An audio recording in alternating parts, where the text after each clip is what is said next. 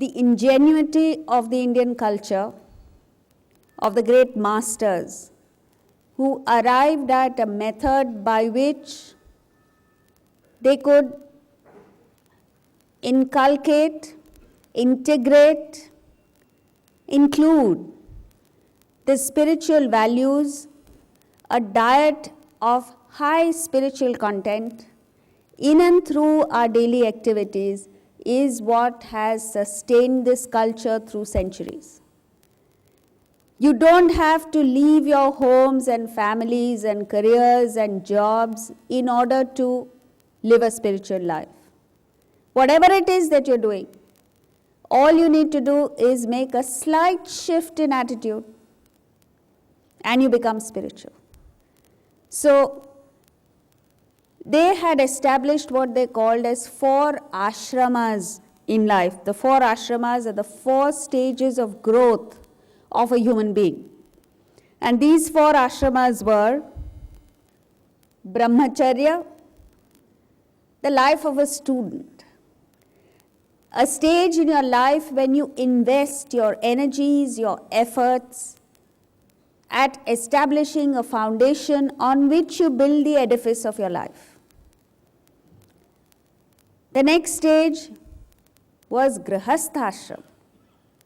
Grihasthashram is a stage where you enjoy the rewards, the benefits of your investment in the stage of brahmacharya. You live the life of a householder. Next comes vanaprastha, the state of partial retirement. And the last is sannyasashram, the stage when you move from the ordinary to the extraordinary, from the worldly to the transcendental. And you need to build it up. Today's concept that, oh, you live in the world, you indulge in the world, and you make all the wrong moves in the world, and only when you come one step close to death, then you take to the Gita. It doesn't work that way. If you don't learn the values of the Gita in early childhood, as young as possible, you are never going to learn it. And so, brahmacharya was a wonderful stage in life when you used this. You see, the outstanding quality of youth is what they call as udana shakti. Udana shakti is the capacity to absorb new ideas. Children are the best. What they say, a child learns from birth to 1 year of age, he doesn't learn for the rest of his life. It's like a sponge, he absorbs fresh knowledge.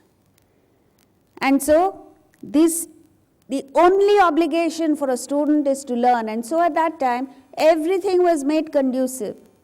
Life was comfortable, not luxurious. At the student level. Even today, if you go to the United States, the best of universities, you find it comfortable.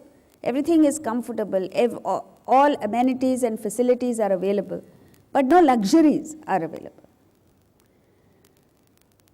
And at that time, your only obligation is to learn, and your only service is to receive. Receive not gifts, receive knowledge. And the more you build up, the more you learn, the more you acquire wisdom in this learning phase, the greater is your growth in later life. And so the next stage of, so what kind of learning? At that time, there was liberal education. What is liberal education? It's not stuffing your brain with data, with facts, with knowledge. It's not that you become a moving encyclopedia. You learn values of life. You gain strength of intellect.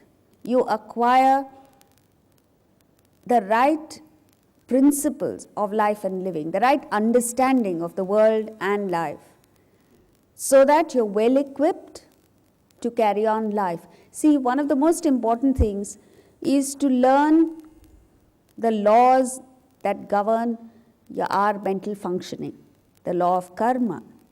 and various other laws.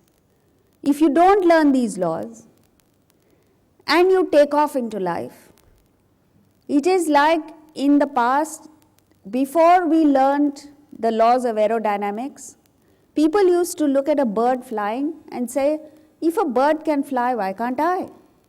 So they would make a contraption, crude, that looked something like a bird, took it to the top of a cliff and simply jumped. When they jumped, what happened? For a few tantalizing moments, they thought they were in flight and they were feeling very happy. But then they looked down on the ground and they found the ground was coming towards them at a frightening pace. And so many of them went crashing to their deaths. Until one fine day, they discovered the laws of aerodynamics. And after that, today you find almost every second, hundreds of flights are taking off and landing without any mishap. What's the difference? The time before they discovered the laws, they were in ignorance of the law and therefore they were not abiding by the law. Once they discovered the laws of aerodynamics, flying is much safer than driving or even walking across the road. So is it in life. Before you take off into higher flights of living, you must learn the laws of life and living. And this is the brahmacharya stage. Then comes grihastha. Grihasthashram, you enjoy the benefits of the wisdom that you have learned in your student life. So you get married, you live the life of a family, a householder, you have family, you have career, you earn wealth, and you get a wonderful opportunity to apply, experiment with, and benefit from the knowledge that you have gained earlier. The third stage is vanaprastha. Vanaprastha stage is where you have gone through the life of a householder. You have fulfilled many of your desires. You have understood the futility of worldly life. And you've also understood that happiness is not a commodity that is available in the world. And so you turn your direction towards self-discovery, towards understanding of who you are and how you interact with the world. So you embark on this wonderful spiritual adventure. You want to know what is behind the apparent, what is behind life's facade. And the last stage is that of sannyasashram.